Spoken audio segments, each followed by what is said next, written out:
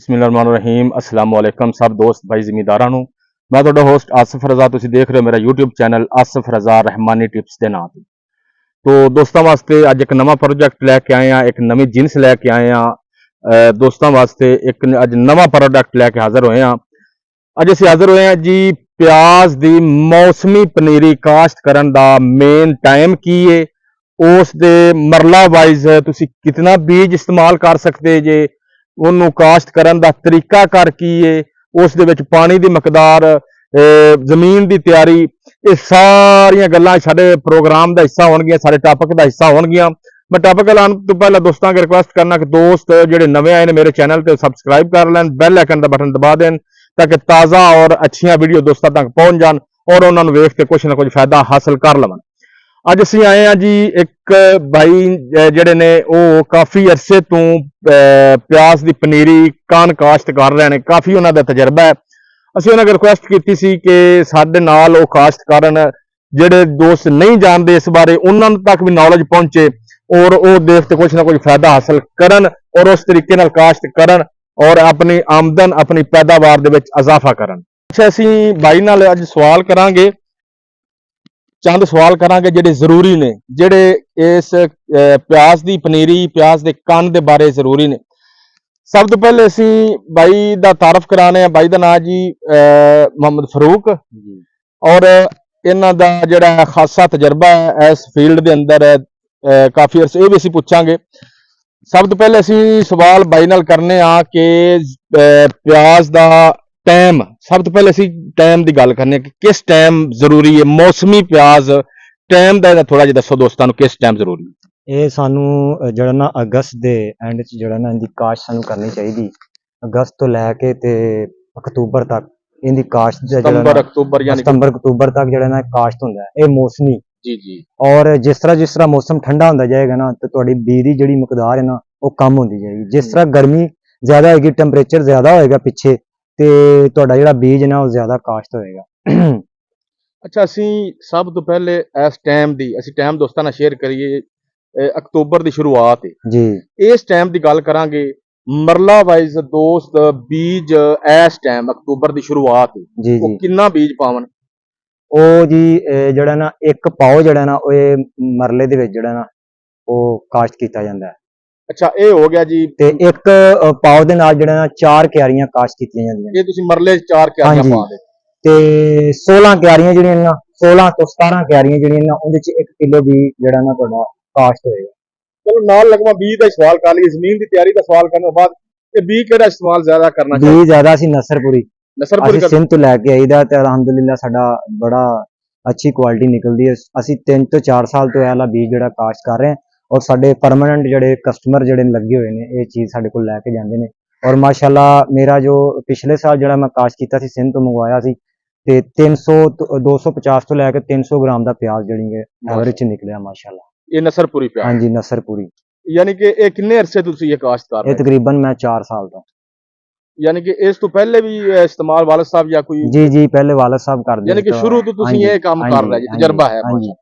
अच्छा थोड़ा जिहा पिछे हटिए, जमीन की तैयारी बारे या जमीन दे बारे कुछ दस्सिया जी सानूं। ਜ਼ਮੀਨ ਦੀ ਤਿਆਰੀ ਹੈ ਕਿ ਤੁਸੀਂ ਇਹਨੂੰ ਪਹਿਲੇ ਹਲ ਚਲਾਓ, ਹਲ ਚਲਾ ਕੇ ਜ਼ਮੀਨ ਜਿਹੜੀ ਨਾ ਉਹਨੂੰ ਖੁਸ਼ਕ ਕਰੋ।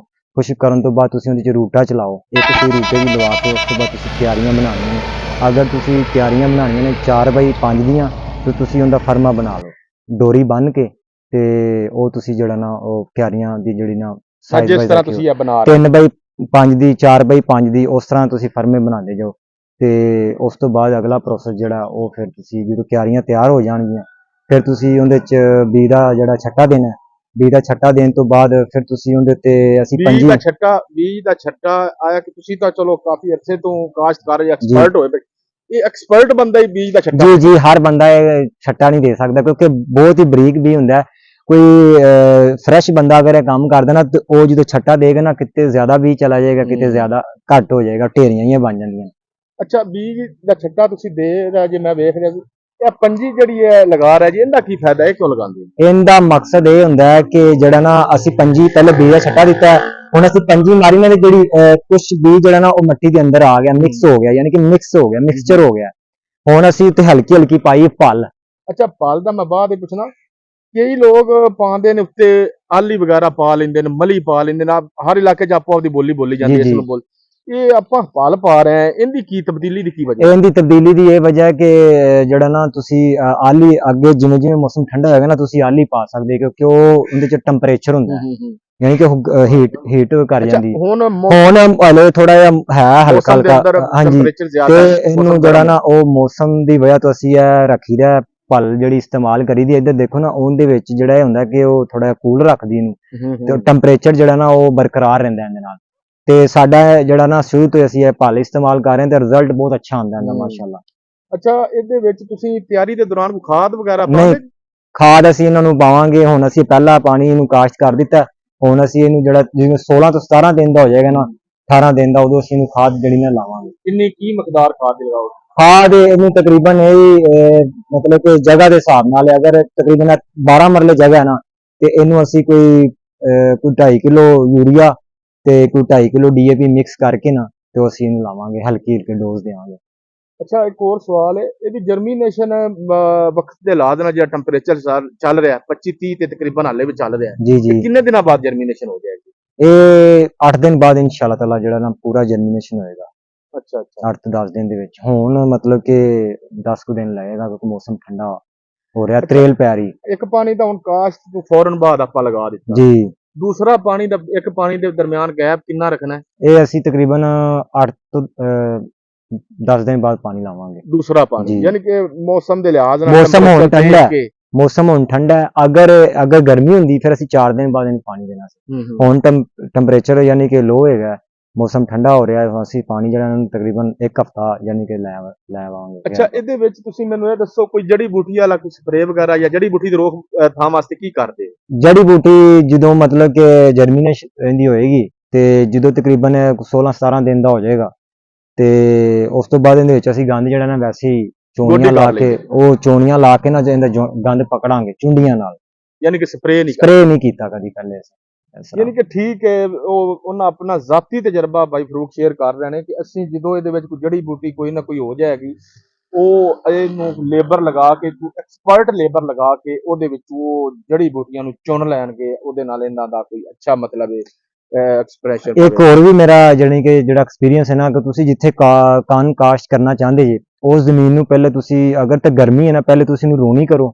ਰੋਣੀ ਕਰਕੇ ਜ਼ਮੀਨ ਜਿਵੇਂ ਤਿਆਰੀ ਕਰਨੀ, ਉਹਨੂੰ ਰੋਣੀ ਕਰਨ ਤੋਂ ਬਾਅਦ ਉਹ ਜਦੋਂ ਵੱਤਰ ਆਏਗੀ ਉਹਦੇ ਚ ਗੰਦ ਜੜੀ ਬੂਟੀਆਂ ਨਿਕਲ ਆਉਣਗੀਆਂ, ਤੁਸੀਂ ਉਹਦੇ ਤੇ ਸਪਰੇਅ ਕਰੋ ਗੰਦ ਵਾਲਾ, ਯਾਨੀ ਕਿ ਜੜੋਂ ਹਾਂਜੀ, ਉਹ ਜਿਹੜਾ ਵੀ ਅਸੀਂ ਸਪਰੇਅ ਮਾਰਨੇ ਨਾ, ਉਹ ਵਾਲਾ ਤੁਸੀਂ ਸਪਰੇਅ ਕਰਨਾ। ਤੇ ਉਹ ਜਦੋਂ ਗੰਦ ਬਿਲਕੁਲ ਸੜ ਜਾਏਗਾ, ਫਿਰ ਤੁਸੀਂ ਜ਼ਮੀਨ ਨੂੰ ਹਲ ਨਾਲ ਬਣਾਉਣਾ ਹੈ। ਹਲ ਨਾਲ ਬਣਾ ਕੇ ਫਿਰ ਤੁਸੀਂ ਉਹਨੂੰ 1-2 ਧੁੱਪਾਂ ਲਵਾ ਕੇ ਫਿਰ ਰੂਟਾ ਮਾਰਨਾ। ਫਿਰ ਜਦੋਂ ਤੁਸੀਂ ਦੁਬਾਰਾ ਉਹਨੂੰ ਉਹ ਪ੍ਰੋਸੈਸ ਸ਼ੁਰੂ ਕਰੋਗੇ ਕੰਨ ਦਾ, ਕਿਆਰੀਆਂ ਬਣਾ ਕੇ, ਫਿਰ ਗੰਦ ਨਹੀਂ ਨਿਕਲੇਗਾ। ਗੰਦ ਸ਼ਾਦੋ ਨਾਦਰ ਹੋਏਗਾ, ਲੇਕਿਨ ਤੁਸੀਂ ਉਹ ਮੁੱਢਾਂ ਨਾਲ, ਉਹ ਚੁੰਡੀਆਂ ਨਾਲ ਪਕੜ ਲੈਣਾ। ਅੱਛਾ, ਇਹ ਹੋ ਗਈਆਂ ਚੰਦ ਜ਼ਰੂਰੀ ਗੱਲਾਂ। ਜੀ। ਕੁਛ ਸ਼ਾਇਦ ਮੇਰੇ ਜ਼ਿਹਨ 'ਚ ਕੋਈ ਸਵਾਲ ਰਹਿ ਗਿਆ ਹੋਵੇ, ਕੋਈ ਦੋਸਤਾਂ ਨੂੰ ਤੁਸੀਂ ਪੈਗਾਮ ਦੇਣਾ ਚਾਹੋ, ਜ਼ਿਮੀਂਦਾਰ ਭਾਈ ਜਿਹੜੇ ਕਣ ਕਾਸ਼ਤ ਕਰਨਾ ਚਾਹੁੰਦੇ ਨੇ ਕਿਸੇ ਵੀ ਇਲਾਕੇ ਦੇ ਵਿੱਚ, ਜੀ ਜੀ। ਕੋਈ ਛੋਟਾ ਜਿਹਾ ਉਹਨਾਂ ਨੂੰ ਦੱਸਣਾ ਚਾਹੋ, ਕੋਈ ਇਹਦਾ ਟਿਪਸ ਜਾਂ ਕੋਈ ਗੱਲ ਤੋਂ ਦੋਸਤਾਂ ਨਾਲ ਸ਼ੇਅਰ ਕਰ ਸਕਦੇ? ਮੈਂ ਤੇ ਭਾਈ ਸਾਰਿਆਂ ਨੂੰ ਇਹ ਪੈਗਾਮ ਦੇਵਾਂਗਾ ਕਿ ਉਹ ਨਸਰਪੁਰੀ ਵੈਰਾਈਟੀ ਜਿਹੜੀ ਨਾ ਸਿੰਧ ਤੋਂ ਬੀਜ ਮੰਗਵਾ ਕੇ, ਕਿਉਂਕਿ ਨਸਰਪੁਰੀ ਇੱਥੇ ਵੀ ਆਮ ਵੈਰਾਈਟੀਆਂ ਨੇ, ਲੇਕਿਨ ਉਹ ਸਭ ਤੋਂ ਪਹਿਲੇ ਇਸਤੇਮਾਲ ਕਰਨ ਖੁੱਲਾ ਬੀਜ ਜਿਹੜਾ ਲੈ ਕੇ ਉਹਦਾ ਜਰਮੀਨੇਸ਼ਨ ਕਰਨਾ, ਯਾਨੀ ਕਿ ਬੋਰੀ ਥੱਲੇ ਲਗਾ ਕੇ ਚੈੱਕ ਕੀਤਾ ਜਾਏ, ਕਿਉਂਕਿ ਅੱਜ ਕੱਲ ਮਿਲਾਵਟ ਬਹੁਤ ਹੋ ਰਹੀ ਹੈ। तो पिछले तो पिछले साल का बी होंगे उन्हें थोड़ा जिहा फ्रैश मिला के मिक्स करके दे देंगे ने, ते क्योंकि एडा महंगा बी है तो कोई किसान अगर है शुरू करता है काम ते ओ अगर जर्मिनेशन ना होए ते बीज तो मार ना खाए क्वालिटी दा। जी जी दोस्त गल गौर नाल सुनन, एक्सपर्ट लोगों को मशवरा करके बीज लेना, किसी अच्छी शॉप तो बीज लेना है उन्हां दी गारंटी नाल, क्योंकि ये साडी है बुनियाद। जी जी ਅਸੀਂ ਬੁਨਿਆਦ ਥੋੜੀ ਜੀ ਗਲਤ ਕਰ ਦਿਆਂਗੇ ਤੇ ਅਸੀਂ ਅੱਗੇ ਆਮਦਨ ਐਵਰੇਜ ਕੀ ਲੈਣੀ। जी जी ਜ਼ਿਮੀਦਾਰ ਮਹਿੰਗਾਈ ਦੀ ਵਜ੍ਹਾ ਤੋਂ ਅੱਗੇ ਥੋੜਾ ਜਿਹਾ ਬੈਕ ਆ ਗਿਆ, ਤੇ ਕੋਸ਼ਿਸ਼ ਕਰੋ ਭਾਈ ਬੀਜ ਦੇ ਵਿੱਚ ਮਾਰ ਨਹੀਂ ਖਾਣੀ। ਭਾਈ ਦੱਸ ਰਹੇ ਨੇ, ਮਜ਼ੀਦ ਭਾਈ ਕੋਲ ਇਸ ਬਾਰੇ ਪੁੱਛਨੇ ਆ ਵੀ ਮਿਲਾਵਟਸ਼ੁਦਾ ਬੀਜ ਮਾਰਕੀਟ ਦੇ ਵਿੱਚ ਅੱਜ ਕੱਲ ਬੜਾ ਕੁਛ ਹੋ ਰਿਹਾ। जी ਕੋਸ਼ਿਸ਼ ਕਰੋ ਕਿ ਉਹਨਾਂ ਨੂੰ ਗਰੰਟੀ ਨਾਲ ਬੀਜ ਲਵੋ, ਭਾਈ ਅਸੀਂ ਇਸ ਤਰ੍ਹਾਂ ਕਾਸ਼ਤ ਕਰਨਾ ਹੈ। ਅੱਗੇ ਜ਼ਿਮੀਦਾਰ ਮਹਿੰਗਾਈ ਦੀ ਵਜ੍ਹਾ ਤੋਂ ਬੜਾ ਪਰੇਸ਼ਾਨ ਹੈ, ਬੀਜ ਦੀ ਵਜ੍ਹਾ ਤੋਂ ਮਾਰ ਨਾ ਖਾਵੇ ਜੀ। मैं तकरीबन 3 ਤੋਂ 4 ਸਾਲ ਤੋਂ ਜਿਹੜਾ ਨਾ 4 ਕੁ ਸਾਲ ਤੋਂ ਸਿੰਧ ਤੋਂ ਬੀਜ ਮੰਗਵਾ ਰਿਹਾ। ਮੇਰੇ ਦੋਸਤ ਨੇ ਉੱਥੋਂ ਬੀਜ ਲੈ ਕੇ ਆਉਂਦੇ ਨੇ, ਉਹ ਵੀ ਕਾਸ਼ ਕਰਦੇ ਨੇ, ਤਕਰੀਬਨ 4 ਕਨਾਲ ਉਹ ਹਰ ਸਾਲ ਲਗਾਉਂਦੇ ਨੇ।